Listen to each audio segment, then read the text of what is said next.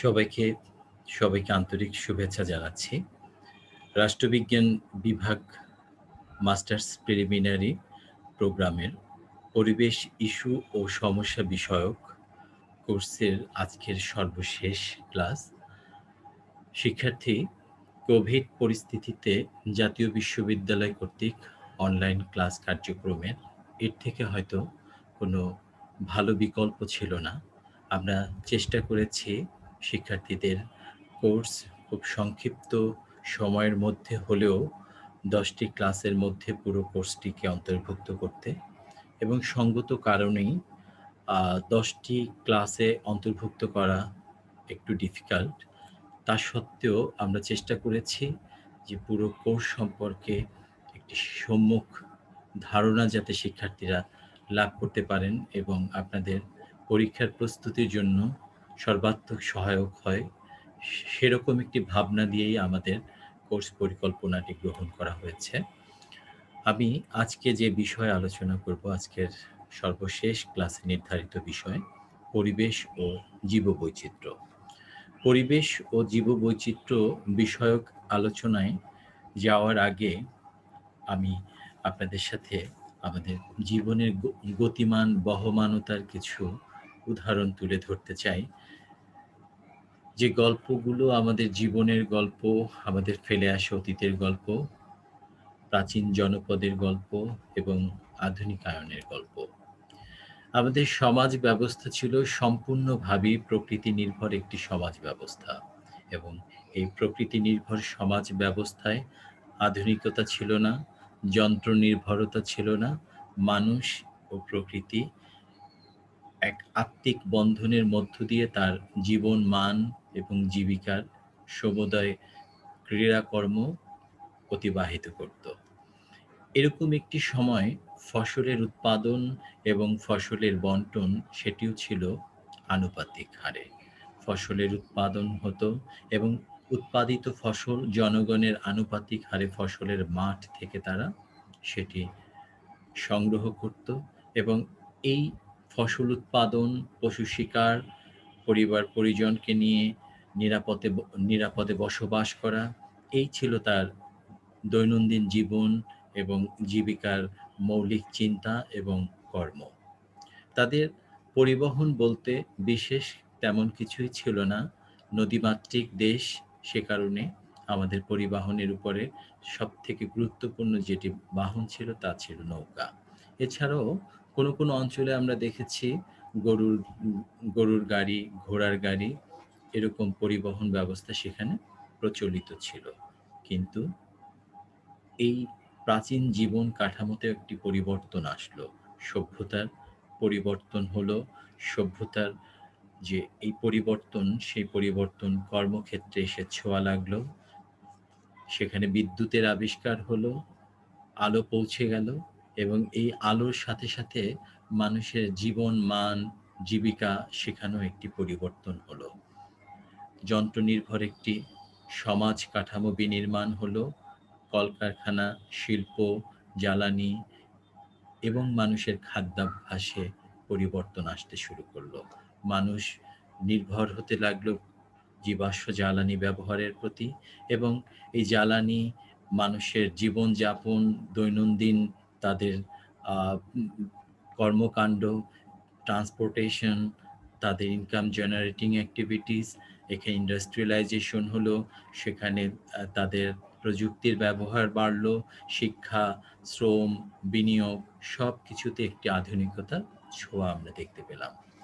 এমনি একটি অবস্থার মধ্য দিয়ে পরিবেশ কিন্তু ধীরে ধীরে তার প্রাচীন যে ধারণা, প্রাচীন অবস্থা থেকে পরিবর্তন হয়েছে এবং এই পরিবর্তন কখনো আমরা ইতিবাচক হতে দেখেছি এবং কখনো এই পরিবর্তনকে আমরা নেতিবাচক আঙ্গিকেও আমরা দেখেছি। পরিবেশ এবং মানুষের মধ্যে যখন প্রযুক্তির ব্যবহারের সাথে সাথে ধ্বংসাত্মক কার্যক্রম পরিচালিত হয়েছে, তখন সেই পরিবর্তনকে আমরা ইতিবাচক বলতে পারিনি।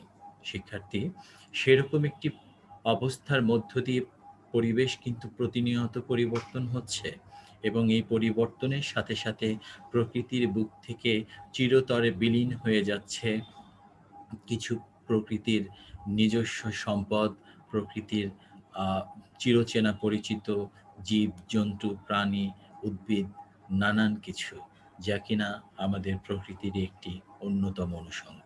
আর সেই বাস্তবতায় আমাদের আজকের আলোচনা পরিবেশ ও জীববৈচিত্র্য।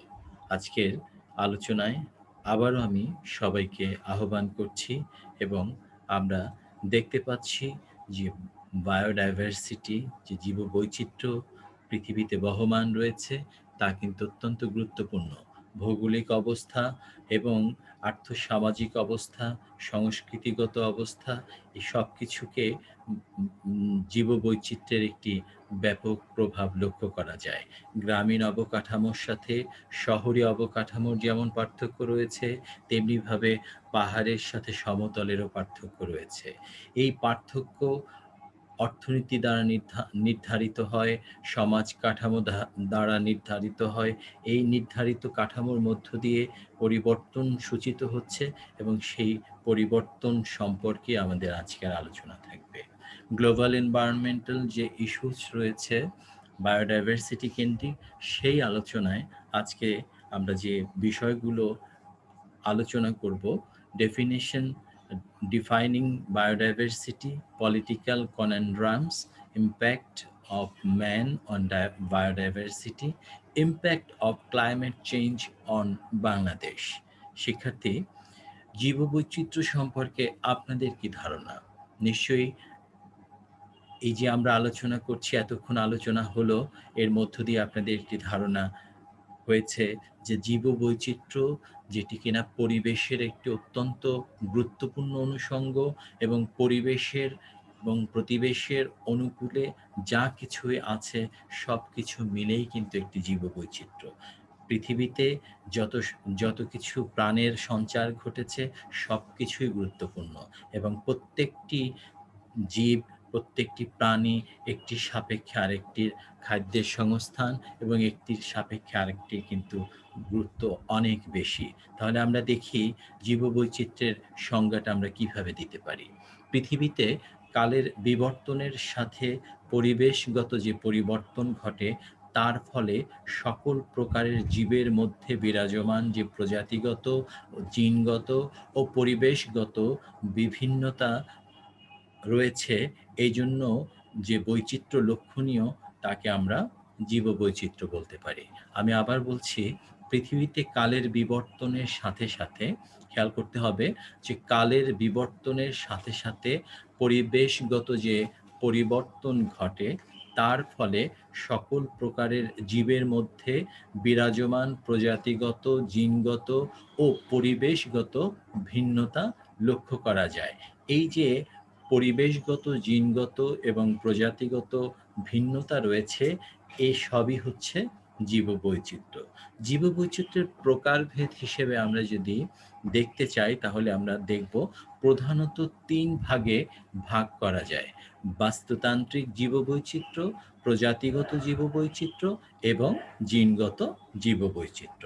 তাহলে আমরা দেখি বাস্তুতান্ত্রিক জীববৈচিত্র্য বলতে কি বোঝানো হচ্ছে। শিক্ষার্থী, কোনো নির্দিষ্ট অঞ্চলে বিরাজমান জীবের ভৌত ও পরিবেশগত বিভিন্নতাকে বাস্তুতান্ত্রিক জীববৈচিত্র্য বলে। আমি আগের ক্লাসে আপনাদেরকে বলেছিলাম সিকিউরিটির কথা, এবং সেই সিকিউরিটির কথা বলেছিলাম রিজিওনাল সিকিউরিটির কথা।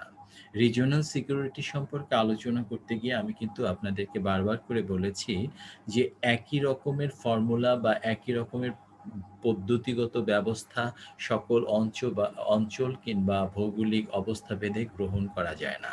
ঠিক একইভাবে অঞ্চল ভেদে প্রকৃতি এবং পরিবেশ ভিন্নতা থাকে, সেখানে জীববৈচিত্র্যেরও ভিন্নতা থাকে। তেমনি বাস্তবতায় আমরা লক্ষ্য করছি যে কোনো নির্দিষ্ট অঞ্চলে বিরাজমান জীবের ভৌত ও পরিবেশগত বিভিন্নতাকে বাস্তুতান্ত্রিক জীববৈচিত্র্য বলে। পৃথিবীর বিভিন্ন অঞ্চলে বিভিন্ন ধরনের জলবায়ু ও প্রাকৃতিক পরিবেশ বিরাজমান। প্রত্যেকটি বাস্তুতন্ত্রকে নিজস্ব বৈশিষ্ট্যমণ্ডিত বৈচিত্র্যময় জীবজগতের সৃষ্টি হয়। যেমন আমরা দেখি যে একই গাছের বিভিন্ন রকমের প্রজাতি আমরা লক্ষ্য করি। এই যে প্রজাতির যে বিন্যাস হচ্ছে বা পরিবর্তন হচ্ছে, সেটি কিন্তু মাটির গুণাগুণ, আবহাওয়া এবং জলবায়ুগত যে তারতম্য হয়, যে ভিন্নতা থাকে, ভিন্নতা সাপেক্ষে এরকম হয়। আপনারা খেয়াল করে দেখবেন আমরা সিজনে যখন আম খাচ্ছি, আম কিন্তু তার স্বাদ এবং তার গঠন বিভিন্ন রকমের হয়। এখানে কি হচ্ছে? এখানে আ এই যে বিভিন্নতা, ভিন্নতা এটি কিন্তু তার একটা বৈচিত্র্য। আর এই বৈচিত্র্য মাটির গুণাগুণ এবং সেই যে গাছটি হচ্ছে সেই গাছের জি জিনোমসিস এবং সেখানে গাছের যে গঠন প্রণালী তার উপরে ভিত্তি করে গাছের যে ফল, সেই ফলের বিভিন্নতা লক্ষ্য করা যায়। তাহলে আমরা যে বিষয়টি দেখলাম সেটা হচ্ছে অঞ্চলভেদে ভিন্নতা থাকে।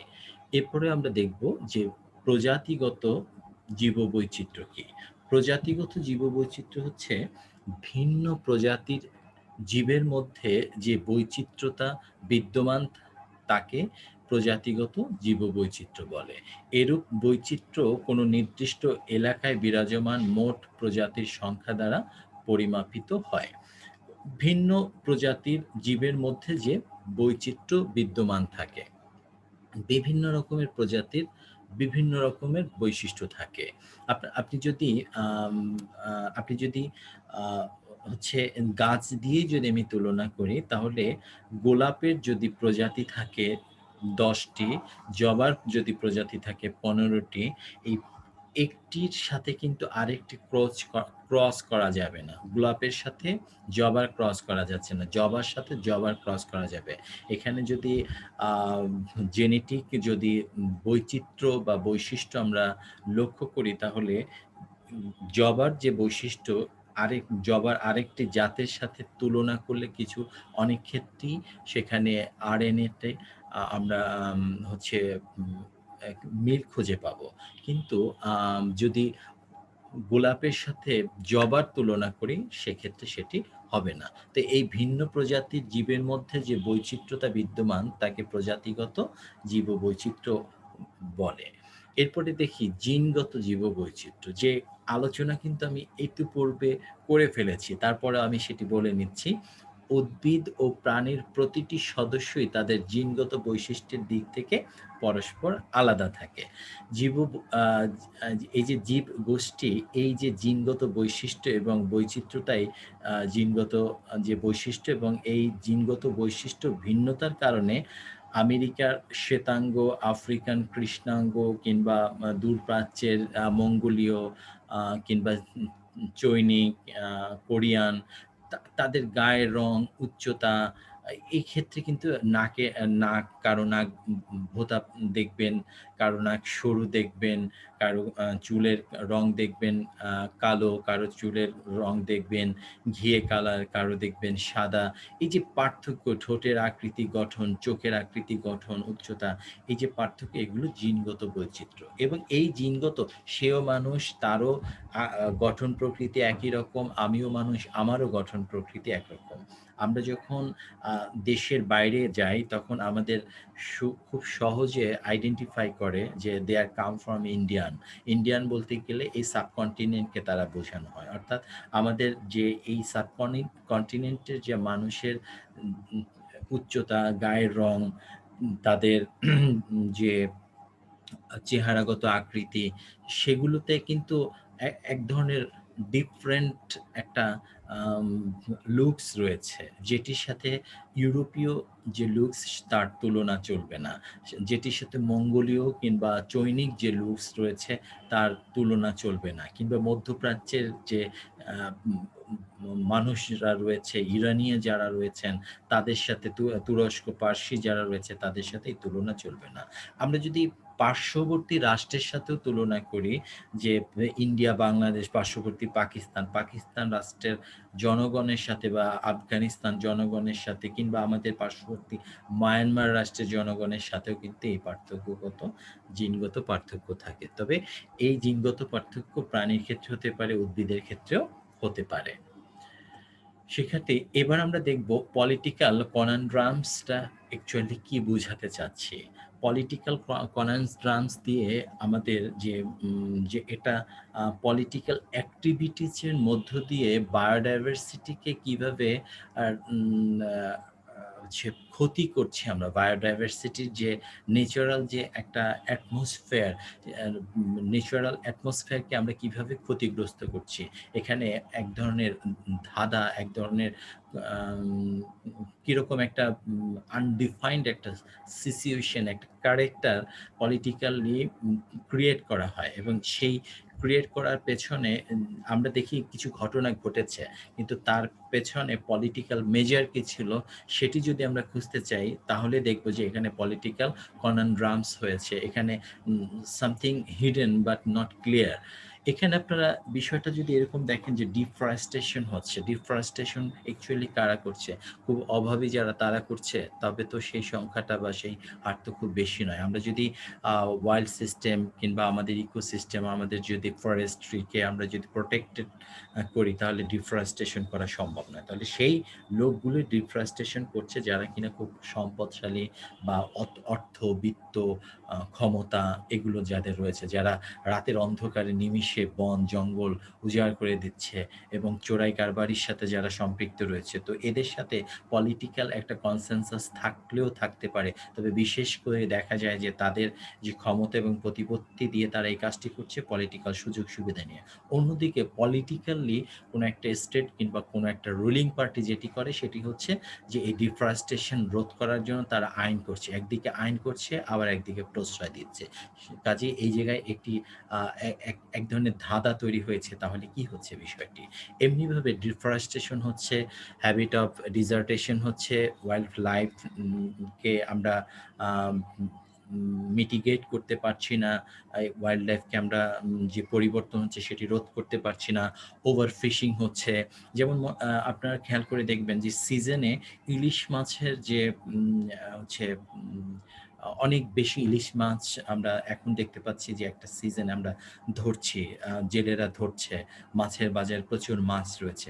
তো সে জায়গাতে কি হচ্ছে? সে জায়গায় হচ্ছে নির্দিষ্ট একটি সময় ইলিশ প্রজনন মৌসুমে আ সরকারি উদ্যোগে ইলিশ ধরা আইনত নিষিদ্ধ করে দিচ্ছে। এখন এই যে আইনত নিষিদ্ধ করে দেওয়ার সাথে, সাথে দীর্ঘ সময় জেলেরা বা জেলে পেশার সাথে যারা জড়িত প্রায় ৩৫ লক্ষ মানুষ যারা আ উপকূলীয় অঞ্চলে রয়েছে জেলে পেশার সাথে জড়িত। আর দেশের অভ্যন্তরে যে সংখ্যা রয়েছে তা কয়েক গুণ বেশি।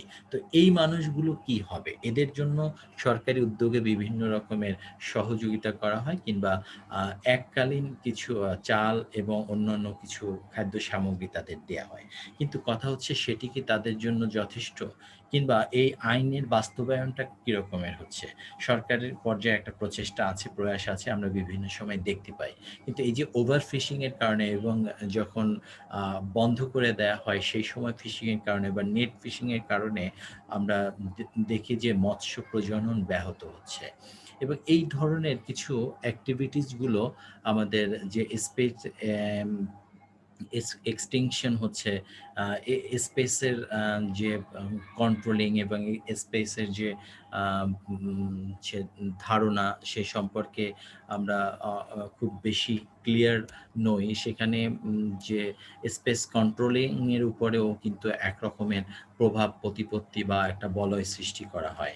সেখানে এই এখানে কতগুলো বিষয় ফ্যাক্টর কাজ করে। একটা হচ্ছে বিমান অবতরণ, বিমান উড্ডয়ন এবং আরেকটি হচ্ছে networking system, cyber networking system এবং হচ্ছে আকাশ সংস্কৃতি। এই সার্বিকভাবে যে এক ধরনের পলিটিক্যাল কন্ট্রোল এখানে রয়েছে আবার কন্ট্রোল নেই। এই ধরনের একটা ফেনোমেনা এখানে তৈরি করে। তার পেছনে কিছু লজিক রয়েছে, কারণ রয়েছে। সেগুলো যদি আমরা বলি তাহলে ইকোনমিক্যাল একটা ফ্যাক্টর রয়েছে। ইকোনমিকে এখানে একটা কমপ্লিট একটা ফ্যাক্টর হিসেবে ধরা হয়। এবং পলিটিক্যাল অ্যান্ড ইথিক্যাল কোয়েশ্চেন। আপনারা যদি পলিটিক্যাল এবং ইথিক্যাল কোয়েশ্চেনকে নিয়ে আসেন এবং ইকোনমিক্যাল ফ্যাক্টরকে যদি বিবেচনায় রাখেন, তাহলে দেখবেন যে কিছু মানুষ রয়েছে যারা কিনা এই কাজগুলোর সাথে জড়িত রয়েছে, তারা কনজারভেশনের কথা চিন্তা করে, সাস্টেনেবল ইউজ যের কথা তারা চিন্তা করে না। তারা ন্যাচারাল রিসোর্স যা রয়েছে সেখান থেকে তারা আরও বেশি মোর বেনিফিশিয়ারি হতে চায় এবং খুব খুব শর্ট টাইম বেনিফিশিয়ারি হতে চায়। এর ফলে কি হয়, একটা লং টার্ম একটা নেতিবাচক একটা ইফেক্ট কিন্তু পড়ে, এবং এই লং টার্ম যে নেতিবাচক যে ইফেক্ট পড়ে, সেখানে আমরা শর্ট টার্ম ইন্টারেস্টের জন্য যে লং টার্ম নেতিবাচক ইফেক্টটা পড়ছে, সেটি কিন্তু আমাদের আর জীববৈচিত্র্যের মারাত্মক রকমের ক্ষতি করে দিচ্ছে। আমাদের ভালনারেবিলিটির পেছনে, আমাদের ইকোসিস্টেমের ভালনারেবিলিটির পেছনে কিন্তু এগুলো কারণ। সেটা হচ্ছে মুনাফা, লাভ, লোভ। এই যে বিষয়গুলো, এই বিষয়গুলো ইকোনমিক্যালি সম্পৃক্ত। ইকোনমিক্যাল পরিভাষায় তারা এই কাজটি করছে, এবং সেখানে কি হচ্ছে, অধিক লাভের জন্য বা চোরাই পথে লাভের জন্য তারা ইথিক্যাল যে ভ্যালুসটা, সে ভ্যালুসটা তাদের মধ্যে থাকছে না, এবং সেখানে পলিটিক্যাল সুযোগ সুবিধা নিয়ে এই কাজটি করছে। ফলে আল্টিমেটলি এটি একটি বিশেষ কোনো একটি দেশের সমস্যা না, এটি একটি সামগ্রিক সমস্যা, এটি একটি গ্লোবাল সমস্যায় পরিণত হয়েছে। এখন আমরা দেখব যে এই যে গ্লোবালি পরিবর্তন হচ্ছে বায়োডাইভার্সিটি, সেক্ষেত্রে ইম্প্যাক্টটা কি হচ্ছে? What is the impact of man on biodiversity? জীব বৈচিত্র্যের ওপর মানুষের প্রভাব নিয়ে আমরা আলোচনা নতুন করে হয়তো কিছু বলার নেই। আপনারা খেয়াল করে দেখেছেন যে আমাদের যে ক্লাইমেট চেঞ্জ হচ্ছে, তার রিজন হিসেবে আমরা দেখিয়েছি যে মনুষ্য সৃষ্ট কারণ। 56% population, those who are respondents, and they clearly address that 56% of total population are reason for climate changes. So এখানে মানুষের যে প্রভাব ক্লাইমেট চেঞ্জের পেছনে, সেটি আমরা জানলাম। কিন্তু এই জায়গাটা আমরা দেখতে পাচ্ছি যে জীববৈচিত্র্যের উপর মানুষের প্রভাবটা কীরকম পড়ছে। ক্লাইমেট চেঞ্জের পেছনে মানুষের অ্যাক্টিভিটিস তো কারণ, সেটি আমরা জানলাম। এখন আমরা জানবো জীববৈচিত্র্যের উপর মানুষের প্রভাবটা কীভাবে পড়ছে। এই পৃথিবীতে কেবল মানুষের আবাসস্থল নয়। মেক ইট ক্লিয়ার শিক্ষার্থী, যে এই পৃথিবী কিন্তু মানুষেরই আবাসস্থল নয়। মানুষ ছাড়াও এই পৃথিবীতে অসংখ্য প্রাণী, উদ্ভিদ এবং জীবাণুর অবাধ বিচরণ রয়েছে। অনুমান ভিত্তিক যদি আমি বলি, তাহলে পৃথিবীতে 50 লক্ষ থেকে 300 লক্ষ বিভিন্ন জীব প্রজাতি বাস করে। এই বিপুল জীব প্রজাতির কেবল 10%, তাতে করে দেখা যায় আনুমানিক 15 লক্ষ প্রজাতি শনাক্ত করা সম্ভব হয়েছে, বা তাদের চিত্রায়ন করা সম্ভব হয়েছে, এবং অবশিষ্ট যে 90%, যা কিনা আদৌ এখনো পর্যন্ত শনাক্ত বা চিত্রায়ন করা সম্ভব হয়নি।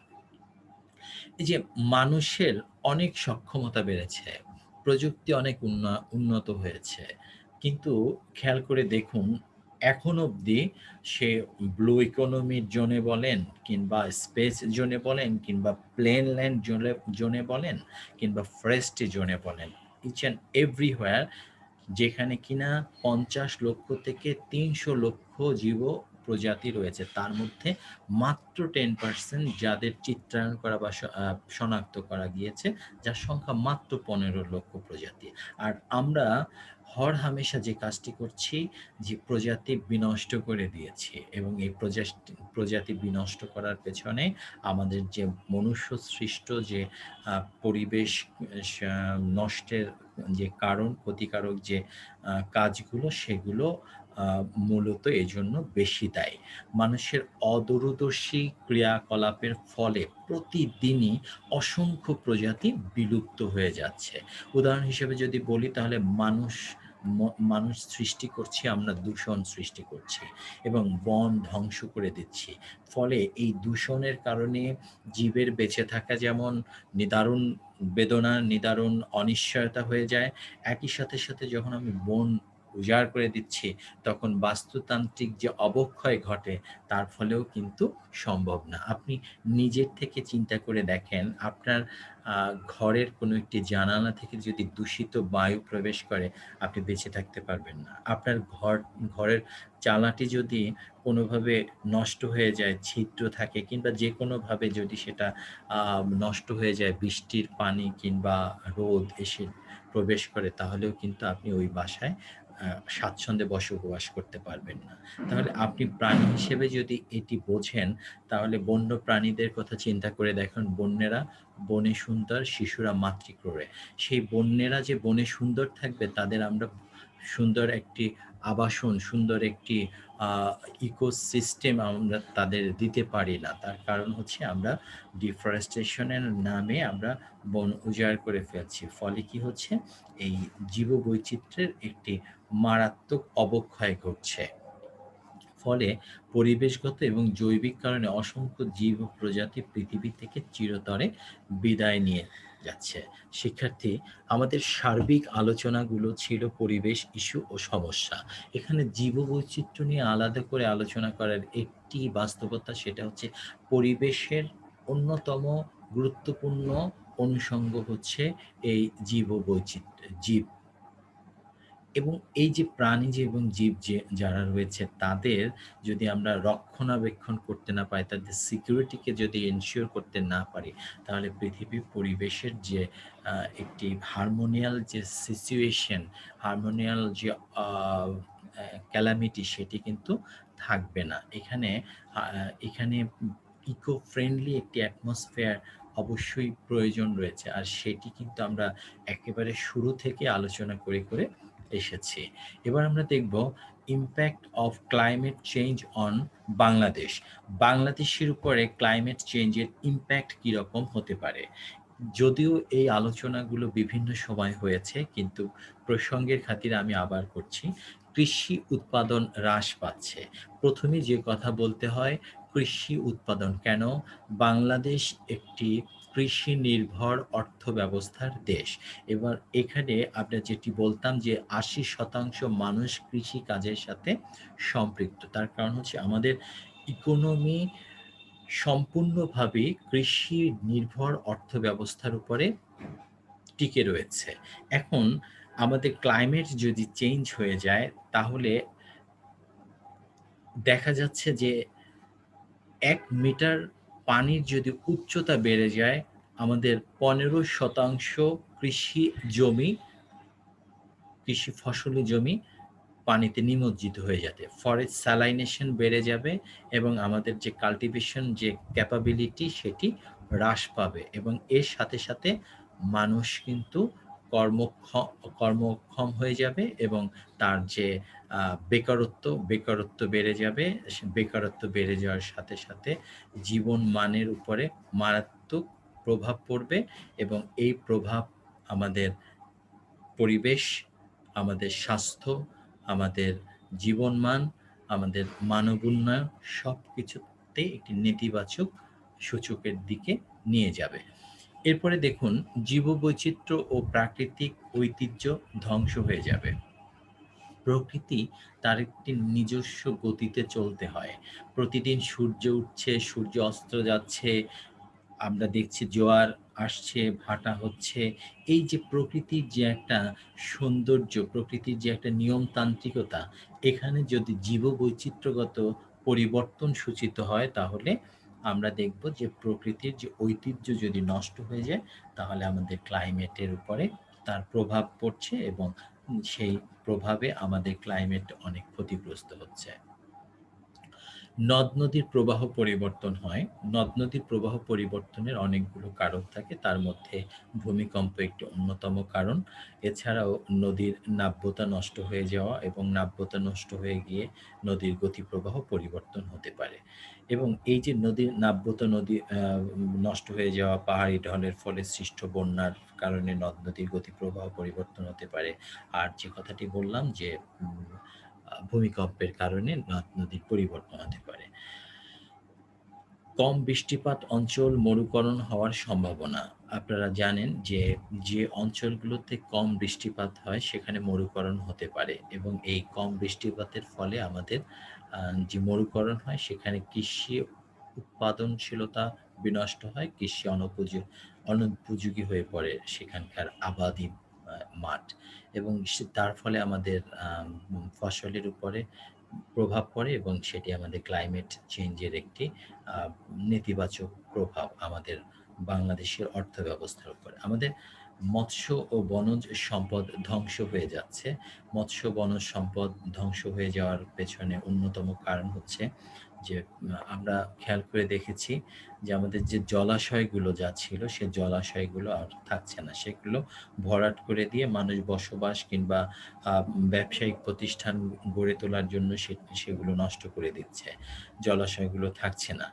আবার নদীর নাব্যতা নষ্ট হয়ে যাচ্ছে। খাল, বাঁধ নির্মাণ করে খালের গতিপ্রবাহ নষ্ট করা হচ্ছে এবং খাল ভ ভরাট হয়ে যাচ্ছে। এমনি এমনি সমস্যা তো আছে, সাথে, সাথে ড্রেনেজের মাধ্যমে যে খালের পানিতে কিংবা নদীর পানিতে সরাসরি যে কন্টামিনেট যে গার্বেজ গুলো সেগুলো যখন মিশে যায় ড্রেনের পানির সাথে দূষিত নোংরা পানি এবং যে বর্জ্য পদার্থ সেগুলো আমাদের নদী এবং আমাদের জলাশয়কে নষ্ট করে দিচ্ছে এবং তার ফলে আমাদের মৎস্য সম্পদ যে বৃদ্ধি সেই বৃদ্ধি হ্রাস পায়, প্রজনন ব্যাহত হয়। বনজ সম্পদও কিন্তু আমরা একই সাথে, সাথে ধ্বংস করে ফেলছি। পানির সমস্যা তৈরি হয় যেটি বললাম যে সুপেয় পানির যথেষ্ট সুপেয় পানি আমাদের রয়েছে। আমরা যদি ১০০ ফিট মাটির গভীরে সেচ করি তাহলে আমরা দেখব যে আমাদের আ পর্যাপ্ত আমরা সুপেয় পানি পাচ্ছি। কিন্তু কোনো, কোনো অঞ্চল যে অঞ্চলটা মরুভূমিতে পরিণত হচ্ছে, মরুকরণ হচ্ছে যেখানে বৃষ্টিপাত কম হয়েছে কিংবা নদীর নাব্যতা নেই, নদীর পানি নেই, সেখানে কৃষি আবাদের জন্য মাটির নিচে পানি সেচ করা হয় এবং সেখান থেকে পানি উত্তোলন করে সেচ প্রকল্প বাস্তবায়ন করা হয়। আপনারা হয়তো জেনে থাকবেন ১ কেজি ধান উৎপাদন করার জন্য ৭০ লিটার পানির প্রয়োজন হয়। তাহলে ভেবে দেখুন যে কতটা পানির প্রয়োজন হয়। তাহলে এই যে পানি, এইটি একটি দুষ্প্রাপ্য বিষয় যদি হয়ে যেত তাহলে কিন্তু আমাদের কৃষি আবাদ করা সম্ভব হতো না। পানি অ্যাভেইলেবিলিটি থাকার কারণে আমাদের কৃষি আবাদ সহায়ক হচ্ছে। কিন্তু উত্তর অঞ্চলে কখনো, কখনো আমরা দেখতে পাই যে সেখানে পানির ঘাটতি রয়েছে কিংবা দক্ষিণ-পশ্চিম অঞ্চলেও আমরা দেখি যে সেখানে পানির ঘাটতি দেখা যায়। ফলে তারা আ গভীর নলকূপ স্থাপন করে পানি উত্তোলন করে। অতিরিক্ত পানি উত্তোলনের ফলে একটি লেয়ার তৈরি হয়ে যাচ্ছে ফাঁকা, যার ফলে উপরিভাগ থেকে যদি চাপ সৃষ্টি হয় তখন লেয়ার ধসের কারণে মারাত্মক বিপর্যয় ঘটতে পারে। রোগ ব্যাধি আ বৃদ্ধি পাচ্ছে। এটি খুবই কমন একটি ব্যাপার। আমরা গত কয়েক দশক থেকে লক্ষ্য করছি যে আমাদের পৃথিবীতে তাপমাত্রা বৃদ্ধির কারণে সূর্যের আলো থেকে 66% তাপ আসছে এবং এই তাপমাত্রাটা বেড়ে যাচ্ছে। আমাদের যে ওজোন লেয়ার রয়েছে, ওজোন লেয়ার সিএফসি গ্যাস সহ অন্যান্য গ্যাসের কারণে ওজোন লেয়ার ক্ষত হচ্ছে। ফলে পৃথিবীতে সূর্যের অতি বেগুনি রশ্মি যেটাকে আমরা বলি আল্ট্রা ভায়োলেট রে সেটি প্রবেশ করছে এবং প্রবেশ করার ফলে তাতে করে যে স্কিন ক্যান্সার সহ নানান রকমের ক্যান্সার সহ রোগ ব্যাধি হচ্ছে। আরেকটি সমস্যা এই যে জীব প্রজাতির যে বৈচিত্র্য বা জীববৈচিত্র্য আমরা আলোচনা করছি, এখানে যে সহায়ক স্বাস্থ্য সহায়ক যে প্রজনন এবং যে উদ্ভিদও রয়েছে সেখানে প্রাকৃতিক উপায়ে উৎপাদন না করার কারণে কৃত্রিম সার এবং অন্যান্য কারণে এবং পেস্টিসাইডস ব্যবহার করার কারণে, কেমিক্যাল ব্যবহার করার কারণে, ইনসেক্ট কিলার ব্যবহার করার কারণে সেখানে নানা রকমের খাদ্য যে সামগ্রী আমরা ইনটেক করছি সেটি কন্টামিনেট হচ্ছে। এই কন্টামিনেট যে খাদ্য সামগ্রী সেটি আমাদের শরীরের জন্য রোগ ব্যাধির সৃষ্টি করছে। তাপদাহ এবং খরার পরিমাণ বৃদ্ধি পাচ্ছে। লক্ষ্য করে দেখবেন যে আমাদের এভারেজ যে তাপমাত্রা সেটি কিন্তু 36 থেকে 40 ডিগ্রি সেলসিয়াস এর মধ্যে মেক্সিমাম সময় এর এর থেকে বেশি হয়ে যায়, যখন আমরা দেখি মার্চ থেকে জুলাই মাস পর্যন্ত এই সময়ের ভিতরে কখনো কখনো 40, 41, 43 ডিগ্রি সেলসিয়াস তাপমাত্রা বেড়ে যায়, যেটি কিনা আমাদের আবহাওয়া এবং জলবায়ুর সাথে কখনো সাপোর্টিভ ছিল না।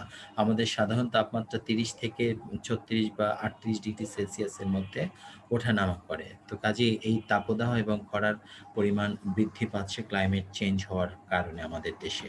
বন্যা এলাকা বাড়বে। যদি বলি, চলতি বছরে উত্তর অঞ্চল থেকে 5টি বন্যা সংঘটিত হয়েছে এবং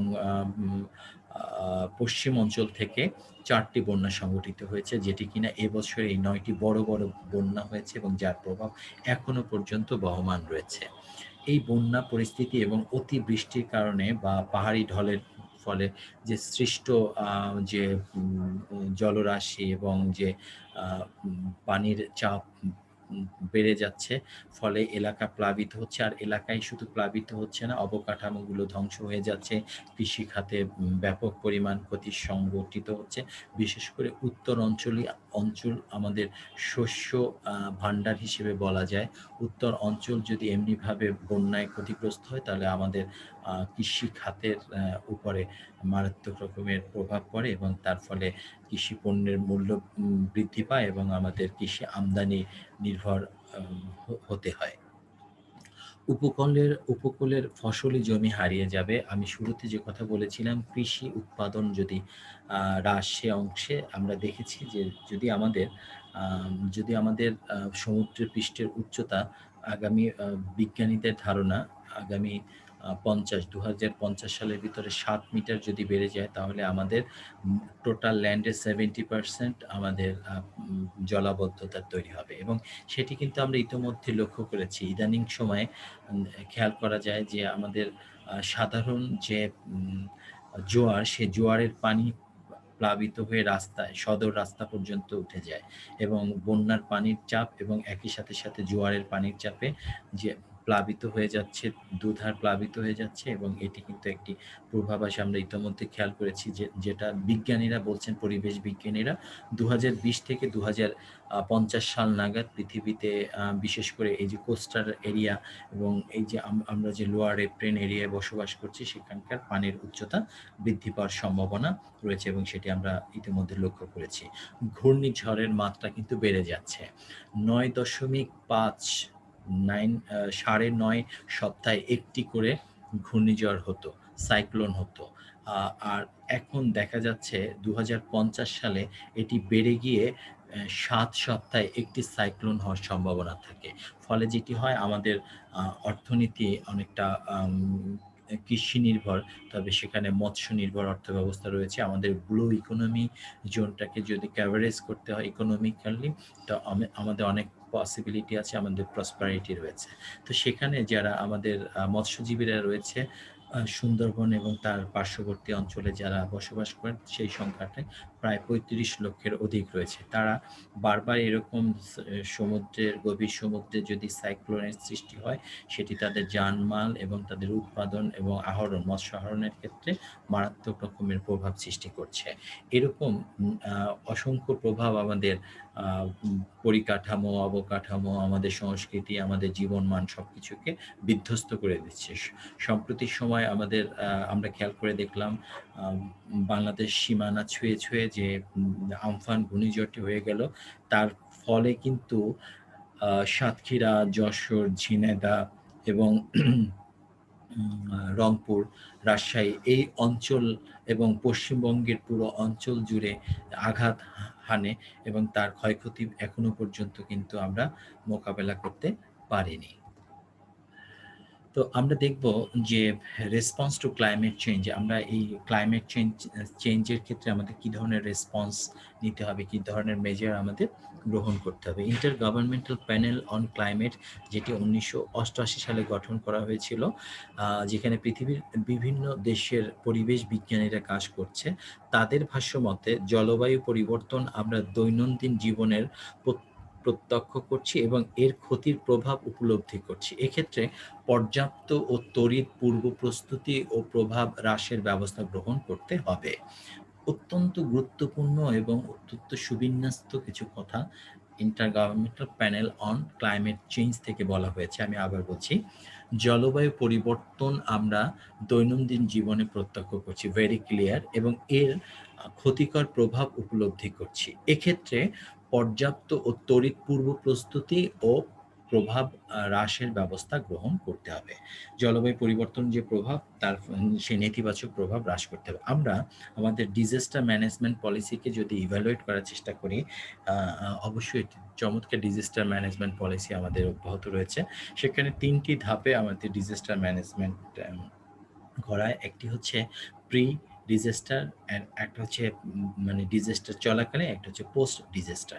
এই ৩ টি ধাপে যে ডিজাস্টার ম্যানেজমেন্ট করা হয়, তাহলে তার প্রেক্ষিতে দেখা যায় যে গত কয়েকটি যে ঘূর্ণিঝড় হয়ে গেল, বুলবুল, আমফান, তার আগে আইলা, এবং এই যে ঘূর্ণিঝড়ের ফলে ক্ষয়ক্ষতির মাত্রাটা কিন্তু অপেক্ষাকৃত কম হয়েছে। যেমনটা আমরা সিডারে দেখেছি যে সেখানে ক্ষয়ক্ষতির মাত্রা প্রচুর ক্ষয়ক্ষতি হয়েছিল এবং তার তাণ্ডবও ছিল প্রচণ্ড।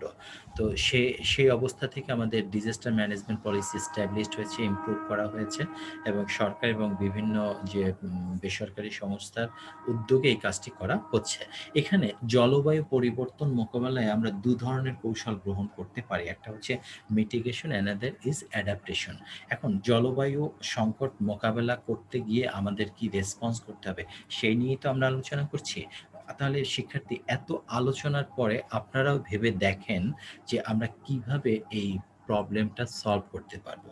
যদি বলি প্রশমন, তাহলে এটি প্রশমন করতে গেলে আমাদের যে কাজটি করতে হবে, যে আমাদের কোস্টাল এরিয়া যেগুলো রয়েছে তাকে ইমপ্রুভ করতে হবে, সেগুলোকে সাস্টেনেবল ওয়েতে সেখানকার যে ট্রি প্লান্টেশন, সেখানকার যে বেড়িবাঁধ নির্মাণ, এবং সেখানকার যে সুপেয় পানির ব্যবস্থাপনা, সেখানকার জনগণের বসবাসের জন্য পাকা বাড়ির ব্যবস্থাপনা, অধিক সংখ্যক সাইক্লোন শেল্টার তৈরি করা, যে সাইক্লোন শেল্টারে বন্য প্রাণী এসে আশ্রয় গ্রহণ করতে পারবে সেই ব্যবস্থা করা।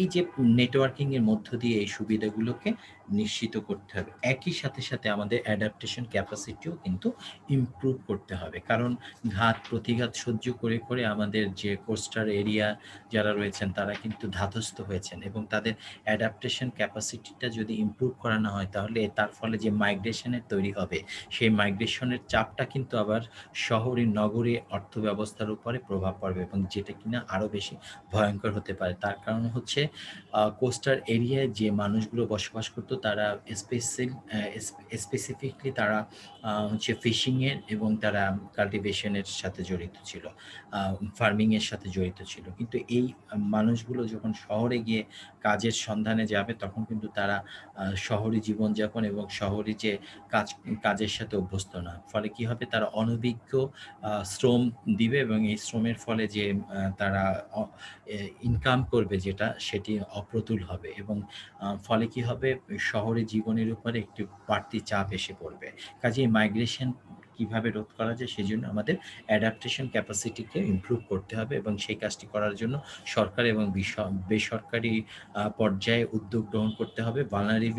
ভালনারেবিলিটি ফেস করার জন্য যে ধরনের উদ্যোগ গ্রহণ করা দরকার, cyclone management policy, disaster management পলিসির অন্তর্ভুক্ত করে এই কাজটি অবশ্যই করতে হবে।